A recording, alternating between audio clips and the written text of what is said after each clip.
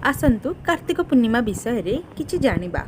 कार्तिक पूर्णिमा हेउची ओडिया परंपरार एक पवित्र और मुख्य पर्व। यह कार्तिक मासर शुक्ल पक्षर पूर्णिमा तिथि रे पालन करा जाय। एही दिन कार्तिक व्रत उद्यापन होइथाय, जहा पंचुकर शेष दिन। ओडिसा रे एही पर्व मुख्यतः बोईत बंदन पई प्रसिद्ध। लोक माने प्राचीन नौवाणिज्य परंपरा को मने पकाई डंगा भसांती। नदी पुष्करिणी कूଳରେ लोके आका मा बई पान गुआ तोरो मासक धर्म मोर एहीपरि बाबरे गीत गाई डंगा भसाई थांती।